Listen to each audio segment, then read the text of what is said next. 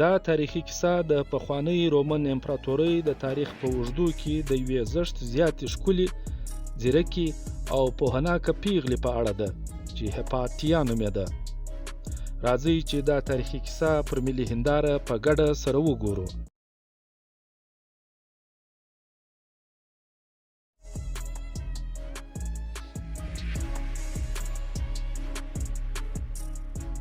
هپاتیا به کرۍ ورځ له خپلو زده کوونکو سره په پیچلو فلسفي او ریاضیکي مسایلو اخته وه.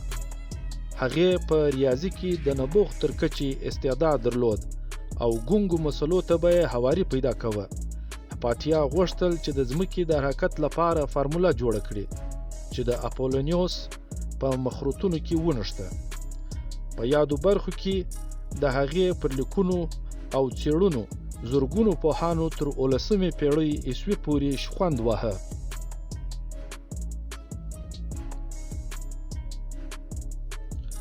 هپاتیا د سکندریې په پوهنتون کې نوې افلاطوني نظریې او د ایام بلیکوس فلسفې اندونه یا فکرونه او د ارسطو آثار خلکو ته تدریسول.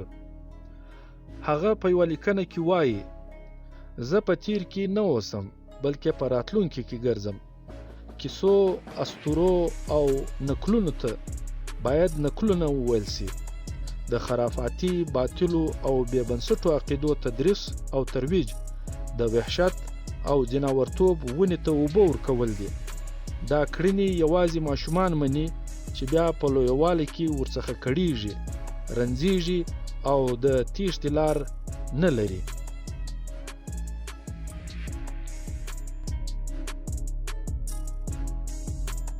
هپاتیا د خپل زمان وتلې ستورپوهه وه.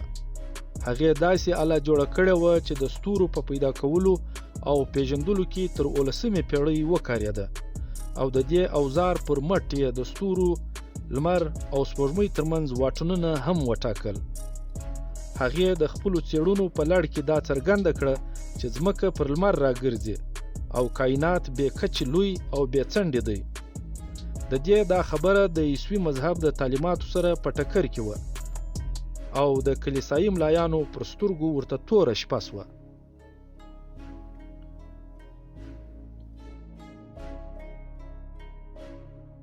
نړۍ نن هم په دې باور ده چې د تجربوي پوهنو پلار ګالیلو نومي فلسفي دی، خو اصلي خبره دا ده چې د دې پوهنو مور هپاتیا تر ګالیلو 1200 کاله مشره ده.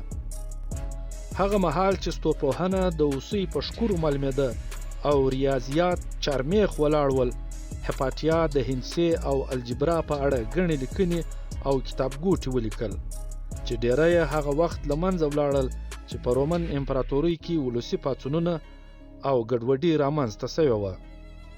هغې د هندسې او الجبرا ګڼې پیچلې او ستونزمنې مسلې هوارې کړې. تر 18مې پېړۍ پورې د مخروطونو په تړاو د هپاتیا نظرونه چلیدل. هغې د اوبو د ټینګوالي د کچې د معلومولو آله جوړه کړې وه او همدارنګه د سمندرونو لپاره یې قطبنما یا سترلاب رامنځته کړ.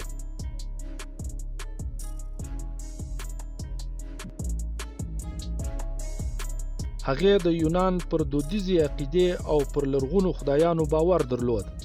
د هپاتیا د ژوند پر مهال سکندریا د مسیحیت مرکز وه او نور ټول دینونه او اندونه پکې سخت ځپل کېدل.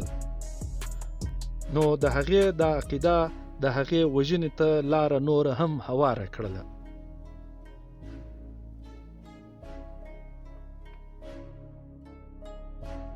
کلیسا او د عیسوي مذهب ملایان کرۍ ورځ په ټولنه کې خرافات خپرول او خلک یې د پوهنې دښمنۍ ته رابلل. کلیسا پر دې کلکه عقیده درلوده چې ځمکه د کائناتو منځ دی او سپېڅلې هم ده، ځکه خو نور ستوري ورباندې راچورلې. خو هپاتیا د کلیسا د عقیده پر ځمکه ووهله او د کلیسا د مشرانو اندونه یا فکرونه او باورونه په یوه پیسه کړل. دا پوهېده چې د لمر ځای او جسامت تر ځمکې لوی او لوړ دی، نو یې د ریاضیکي فارمولو پر مټ دا څرګنده کړه چې ځمکه پر لمر راڅرخي، هغه هم په دایروي نه بلکې په بیضوي مدار کې. یا د دې وی چې د ځمکې د ثابتوالي د نظریې پر تابوت وروستی میخ ګالیلو وټکاوه. کوپرنیک دا خبره په واز کومې کوله چې لمر د نړۍ مرکز دی نه ځمکه. همداراز لمر ولاړ دی او د ځمکې په ګډون ګڼ ستوري پر راګرځي. ګالیلو د کوپرنیک پل پسې واخیست خو خبره یې تر پانسۍ ورسېده. په دې خبره کې شک نه ځایږي چې دا هر څه په لومړي سر کې هپاتیا راپیل کړي وه.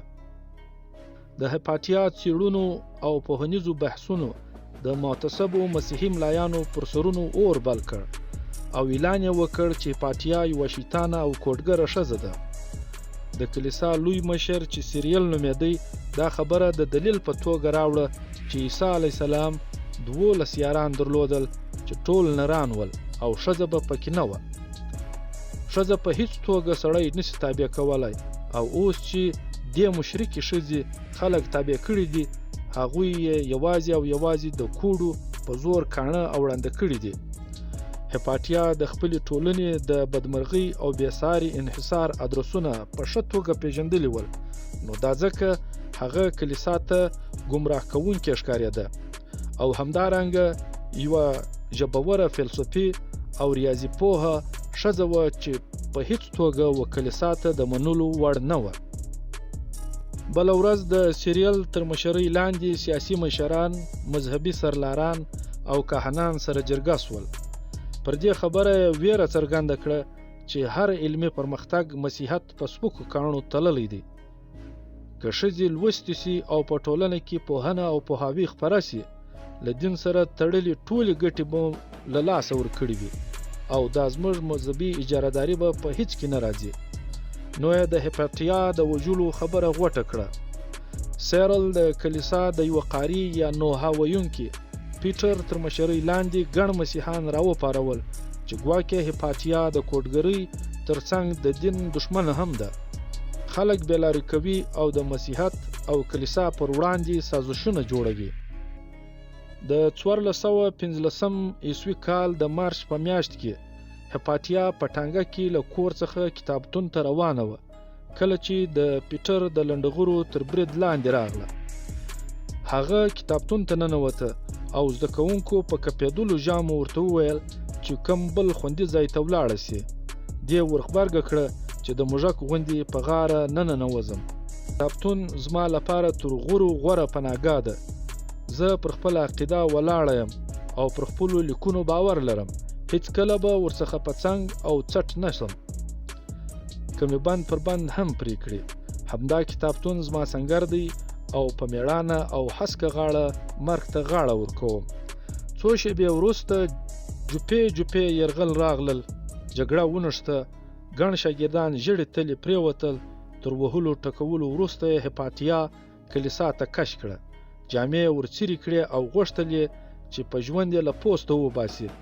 خو د دې یو زده کوونکی ډیوس چې د کلیسا خادم هم و د خپلې ښوونکي د حال ونسو زغملی. برید کوونکو ته یې وویل چې هپاتیا کافره ده. په مرداره وینه یې کلیسا مه چټلوئ، کومه بله جزا ورکړئ. پارېدلو لنډغرو دا وړاندیزونه ومنل. پرېکړه یې وکړه چې سنګسار یې کړي. دوی په ډبرو پسې بهر ووتل. ډیوس هپاتیا تر ستوني ونیوله او خفه یې کړه او بیا یې ووژله.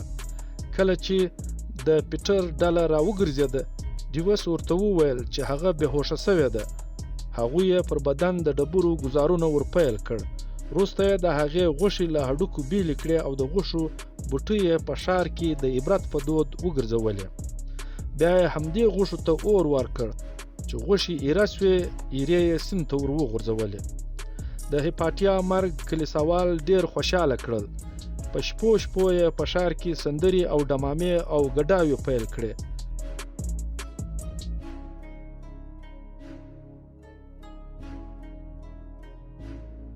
کلیسا د خلکو له شرمه څو پیړۍ وروسته هپاتیا سپېڅلې وبلله. په 19مه پیړۍ کې چارلز کینګزلي د هغې په اړه رومان ولیکه. په 20مه پیړۍ کې هپاتیا د ښځو د حقونو علمبرداره وګڼل شوه. همدارنګه په 2009 کال کې د اګورا په نوم یو فلم د هپاتیا پر ژوند جوړ کړل شو. د ملګرو ملتونو یا د اقوام متحده د تاریخ او تاریخي آثارو د خوندیتوب په اړه ادارې یونسکو د 190 هیوادونو د غړو په غوښتنه د هپاتیا په نوم پروژه پیل کړه چې د ښځو لپاره به پوهنیزې طرحې جوړوي او په عمل کې به راولي.